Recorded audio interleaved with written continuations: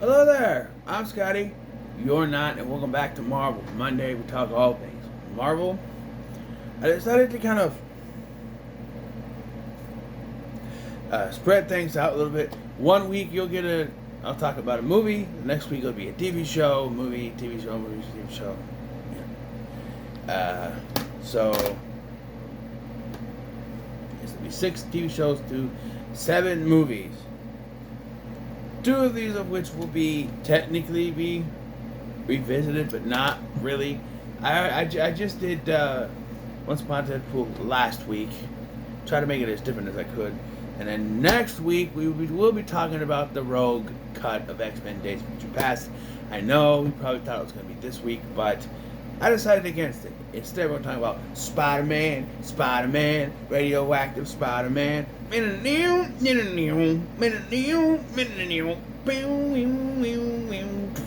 Spider blood, radioactive spider blood. Yes, it wouldn't be a Scotty video without me talking about the 90s, right? Also, a reminder that air conditioner's on because he's hot.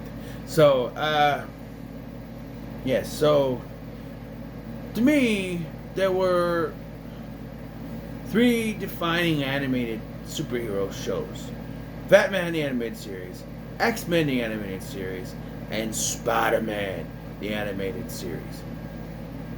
Everybody praises Batman the Animated Series, praises X-Men, but this one gets caught in the middle and doesn't really get... I mean, it gets love, don't get me wrong, but not as much as it probably should. Now, I have been rewatching through these with my son, and so we are only in season 4, and there's 5 seasons, but I've seen this show over and over again, so I can talk about this show the length of a video. This show was so well done. Even now, you watch it now on Disney Plus, or even on these DVDs I have back here. I have all 5 of the special DVDs they released back in the day. I collected them. You got Return of the Green Goblin, Venom Saga, Daredevil vs. Spider-Man, Spider-Man Doc Ock, and I have Spider-Man the Ultimate Villain Showdown, but it wouldn't fit. I figured these were all different variation things that work better, but yes. And that shirt will be up there for the remainder of the time. It's that Deadpool last time. Unless I have something that goes with it. Here we are, talking about Spider-Man. The animated series premiered in 1994. And so, talk about the animation for a minute. The animation was a mix of traditional hand-drawn animation and then computer animation. A lot of the computer animation was for the structure of New York City. That's a lot of the CGI. Sometimes you get an offshoot CGI shot here and there, but it's mostly hand-drawn stuff. And going back and watching this, it's 1994 CGI. We're talking about the reboot Beast Wars era of CGI. Although, it's not as bad as those animations, though. I will say that.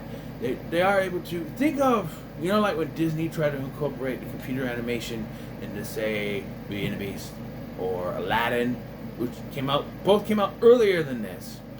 Think that. I think they did Lion King too a little bit. Lion King as well a little bit.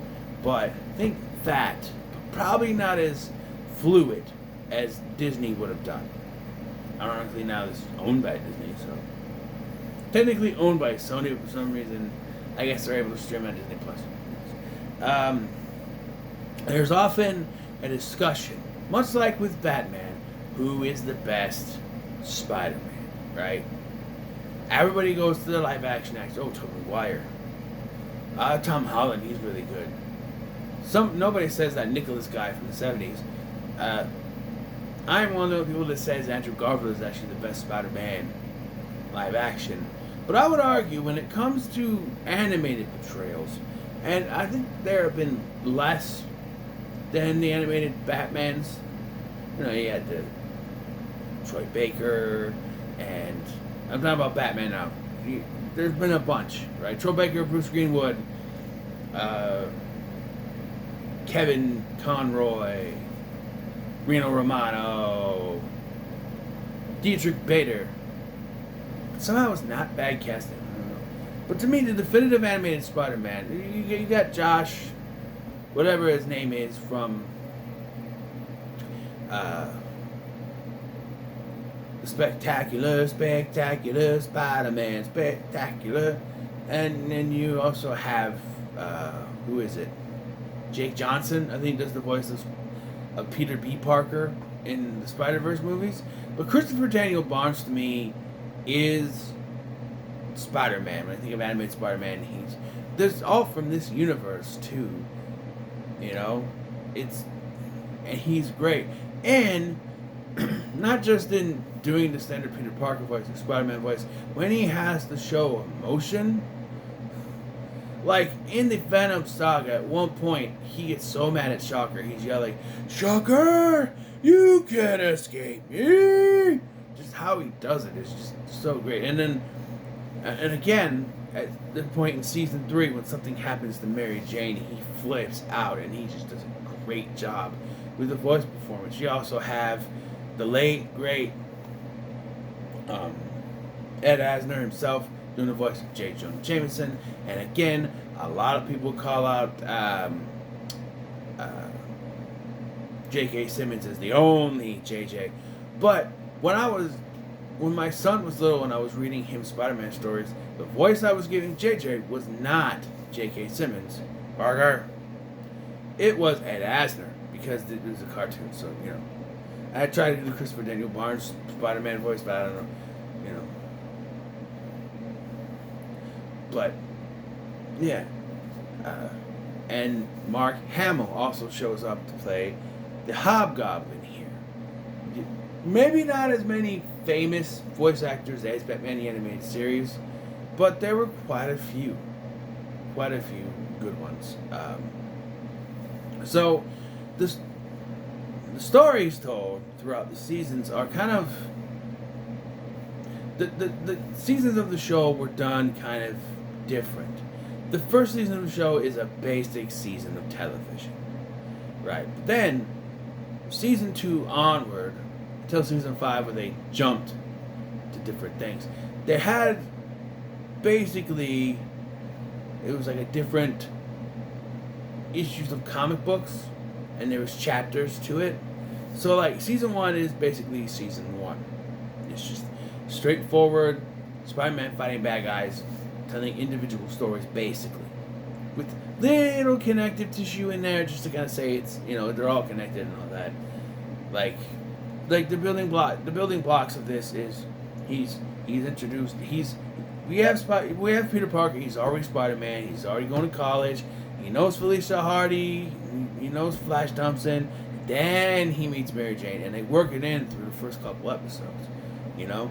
And then you're introduced to villains throughout these episodes, like the Lizard in the first episode. Then the Kingpin, Doc Ock, Mysterio, Scorpion, Kraven the Hunter, Venom, and finally Hobgoblin. Yes, they introduced Hobgoblin, voiced by Mark Hamill, before they introduced Green Goblin. In fact, Green Goblin doesn't actually show up until season 3. Yeah, you wouldn't think that. Nowadays, they wouldn't do that. Green Goblin would be the main antagonist. I'm looking at you, Ultimate Spider-Man. It was fine, but yeah, not till season 3. Hobgoblin was the Goblin we had, and he was very well done, right? And all of these are building to what? Well, we're introducing villains, right? They're going to do something with them, but we don't know that if we're just watching the first season for the first time. So, okay, standard, episodic TV, basically standalones, but little things in between. Venom is a 2-parter, and so is... Well, Venom is a 3-parter, actually. And then you have Hobgoblins, the 2-parter. So you got a 3-parter and a 2-parter back-to-back to end the season. So, yeah. So then from season 2 onward, they introduced different titles. So season 2 is called Neogenic Nightmare, which each episode being known as a chapter. Yeah. And this goes further into Spider-Man's mutation. You know, everyone thinks it's just so simple as he got bit by a spider. No, he has superpowers. You know, he has everything but the web shooters. Which has always been weird. I know a lot of people will stick with Sam Raimi's version. Like, yeah, it makes sense that he would be able to shoot the webs because he's a spider. But the whole point is that the spider bit him and he got the super strength and agility. It wasn't about actually becoming a spider. Plus, I've always thought that perhaps the organic webs were a holdover from James Cameron's script. He was actually going to turn into a Spider-Man. Yeah, Cameron didn't know what the hell Spider-Man was. But, yeah, and so this furthers it, where he starts losing his powers. Which, yes, you'll note, is a plot point from Spider-Man 2. However, that's disappointing. Whereas this actually goes somewhere with him mutating. And when they did that in Spider-Man 2, I was so sad. I'm like, yes, we're doing this. And it's just like, no, it's because he didn't have faith in himself and no confidence, so he just lost his... That is absolutely stupid. That is absolutely stupid. Whereas here, it makes sense. And it's bad timing, is at this point, the Kingpin has assembled pretty much all the bad guys from the first season except for the Lizard and Venom to create the Insidious Six, which are Doc Ock, Mysterio, Scorpion, Doc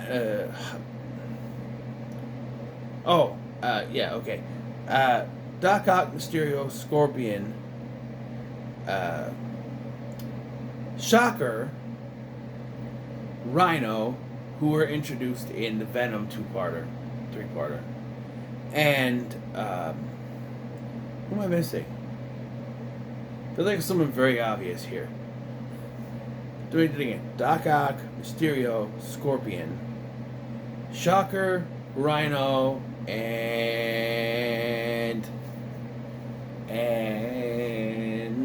Wumst? Who is it? Who was it? It's the landlord. Give me any hints?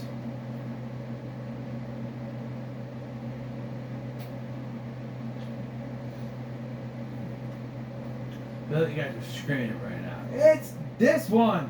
So let me try and do it again. Doc Ock, Mysterio, Rhino, Shocker, Scorpion. Right? Who am I missing? I'm trying to think.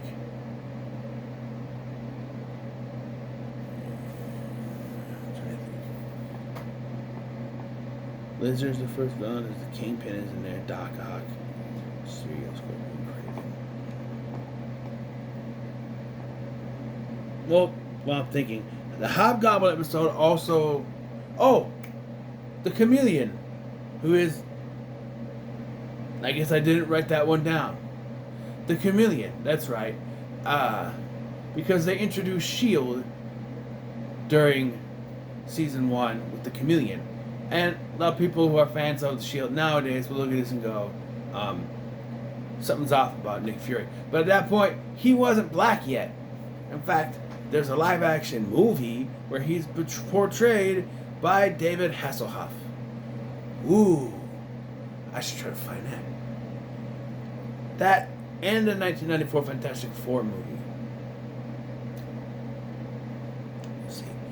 And yeah, so right away, he's got to fight this Insidious Six, and I know in the comics it's the Sinister Six, but Fox's guidelines wouldn't let them use Insidious, or wouldn't let them use Sinister, so Insidious it was.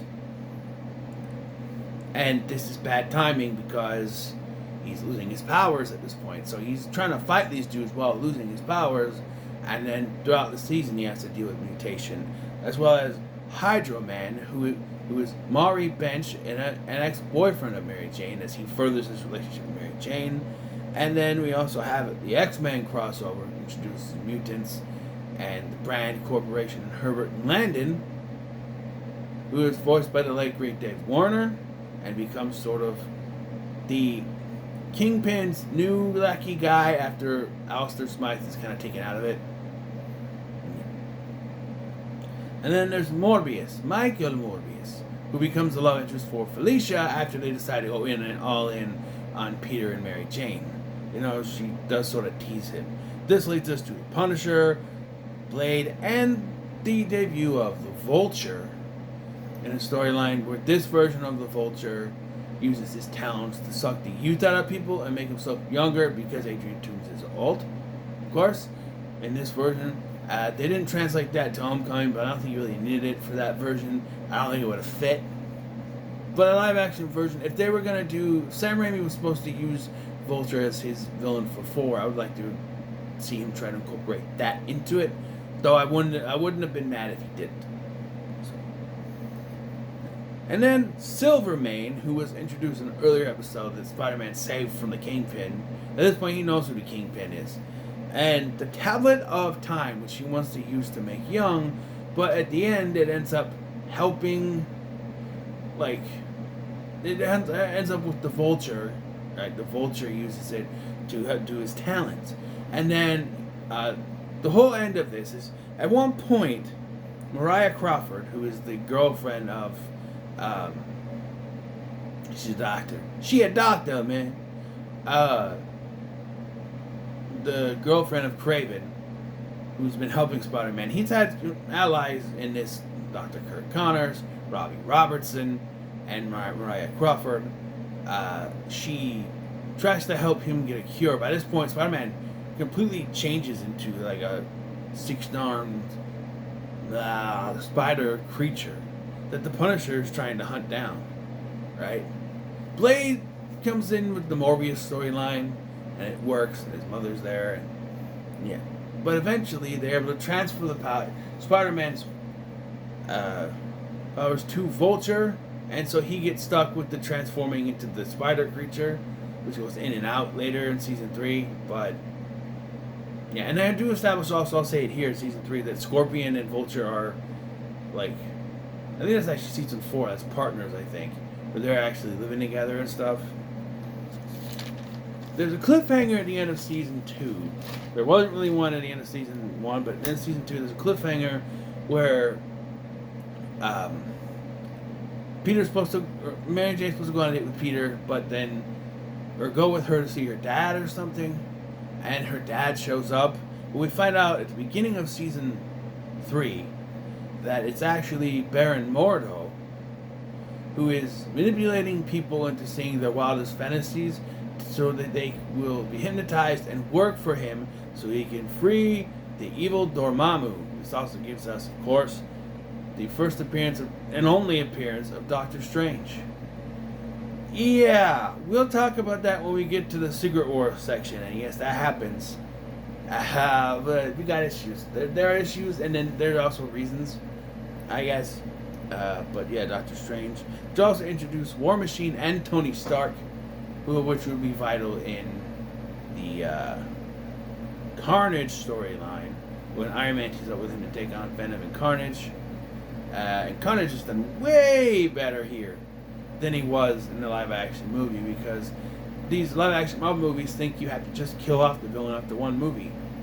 Have we not learned from the MCU's later format, of keeping villains around? Would Loki have been anything to remember if he died in Thor? No! But he stayed around, and he died a hero, which, yeah, sort of died. He died, and then he didn't, and then, you know what I mean. Then we finally get the Green Goblin in Season 3, Norman Osborn, yes, and then Harry gets all jealous because he married Jane or a thing, but then, you know. We also get a political thriller as we try to further develop our characters, as Peter Parker is framed for a crime he didn't commit and has to turn to a lawyer, Matt Murdock, for help. Matt Murdock and his friend, Daredevil. It's a nice little 2-part crossover. It's pretty cool. And then there is the Goblin War that ends Season 2 as Dr. Own, or the Spot, if you probably know who he is from the Spider-Verse, he creates this machine that can make portals. But there's an accident, and he becomes the Spot, and he creates his own portals. But that machine still exists, and the Green Goblin gets his hands on it. This causes a fight between, or Hobgoblin and Green Goblin get a fight, and then it's down to, this Hobgoblin is revealed to be Jason Philip Macendale, that version, not the Ned Leeds version, which is why I was confused when people were like, "Oh, he's Ned. He's got to be Ned Leeds. He's a hobgoblin." And I'm like, no, Jacob Philip Macendale is the hobgoblin, or they make that up, so I had to look it up. No, there's more than one version. Of course, there's more than one version.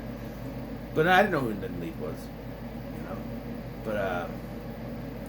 But yeah, and during the fight with the goblin, the machine falls and opens a portal as Mary Jane falls into a portal and she disappears. She just disappears. Oh my god, he's juggling now. You should see. Sorry, Jeff Dunn joke. But she just disappears, and Peter doesn't know what it was. And again, he takes this out on the hobgoblin, or on the Green Goblin, who also ends up going through a portal and disappearing. Then we get to season 4, which is shorter and is a little more. I'm gonna say it's toned down from previous season. Season 3 was already toned down, whereas this one we introduced Black Cat. We say that which is Felicia Hardy. Her father, John Hardesky, was around in World War II, which you couldn't do nowadays. He'd be too old, and he actually saw the creation of Captain America. But the people he was working with turned out to be Nazis. He was supposed to bring that information to, and so he holds the secret to the super soldier serum. Yeah. Oh, this is where the Green Goblin shows up. But the Green Goblin comes back, but it's like I think it's what Sam Raimi was trying to do when the Goblin was talking to Harry, you know. But here it's like he can feel it. I think if I remember correctly, there's like a leak or something from the. I don't remember what it was, but like he can hear the Green Goblin talking, and he becomes the Green Goblin. Yeah. And Mary Jane just then shows up out of nowhere. Just shows up out of nowhere. I'm back. I'm here. And then she starts to become an actress, I guess. Which, I guess, is the Mary Jane story plot line. But, yeah. Which leads to the tragedy of Mysterio. The reason Mysterio became a criminal is because of an accident that happened with special effects on a bridge that killed the star Miranda Tate? No, Miranda something or other. And so she now kidnaps Mary Jane to take her face. But Mysterio stops her, and they seem to both die. Since we never see them again, I'm assuming that he's dead. So, yeah. Yeah, so, and then Peter proposes to her, and they're going to get married. And that's where season 5 starts out. So season 5 doesn't have, so season 4 was Partners in Crime, that's what it was called. Season 5 doesn't have a subtitle for the whole season. So we start with the wedding, where Peter and Mary Jane get married, and all of former villains show up and try to stop them. Yeah, it's one of those things. Then we got the 6 Forgotten Warriors arc. This goes back to that Captain America thing. Someone out there is trying to, again, the super soldier serum. Chameleon is the Insidious 6 erupt back together, but since Mysterio's gone, Vulture has taken his place. And this is where things just go off the rail. It does. In the best way, though. Because someone is trying to find a secret connected to 6 warriors. It turns out that even though Captain America was the first to be used, Steve Rogers was the first one to have the serum used on it. He wasn't the only one. They tried to replicate the serum and give it to 5 others. However, it wasn't permanent, and they kept going in and out. Those 5 warriors, which I won't try to remember the name because I forgot to look it up, come back to help Spider-Man. And then they show us in traditional 90s fashion that Captain America and Red Skull are stuck in some dimensional thing. dimensional trap, which is broken, and it's revealed that Chameleon is the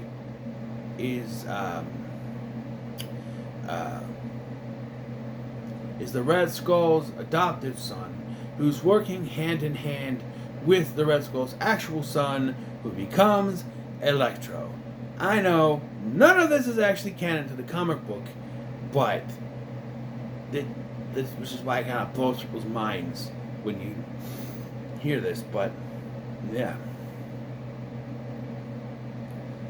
and eventually it leads to Cap having to go back into the dimensional trap with Red Skull for some reason to stop him, and everyone goes on their merry ways, kind of like oh, we saved the day one last time.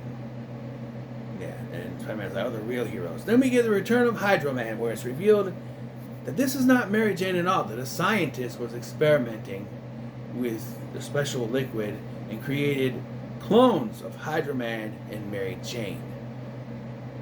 And they both expire because they've been exposed too long to the sunlight and everything. And so we really don't know where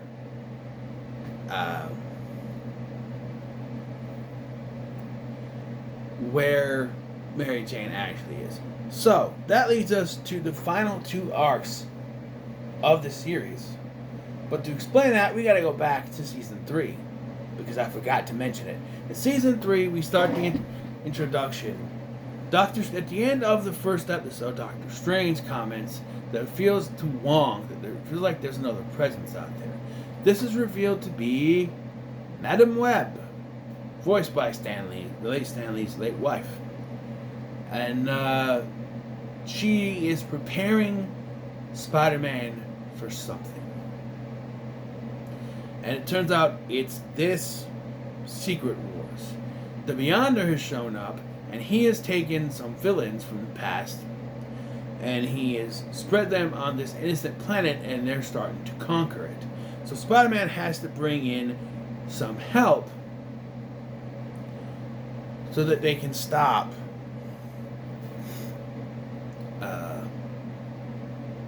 these villains. So he gets picked from the plethora of Marvel superheroes that he's met. So obviously he chooses Iron Man and Captain America, two people he's fought with before. He then selects the Fantastic Four, who he's never met, but sure. And then decides to pick one of the X-Men and settles on Storm. As a kid, this frustrated the hell out of me because the obvious choice is Wolverine, but Storm. And this felt like, I don't know, this always confused me. But as an adult, I have the power of the internet, and I looked it up, and actually, the reason why it's Storm is because, well, if you don't know, the X-Men's voice casts were all Canadian. Except for the voice actress for Storm. And she's only one of the voice actresses for Storm. So because they could get her, that's the one that was animated into the episode. Yeah. But that's the choice. The Fantastic Four, Iron Man, Captain America, and Storm. I'm not saying bad about the Fantastic Four.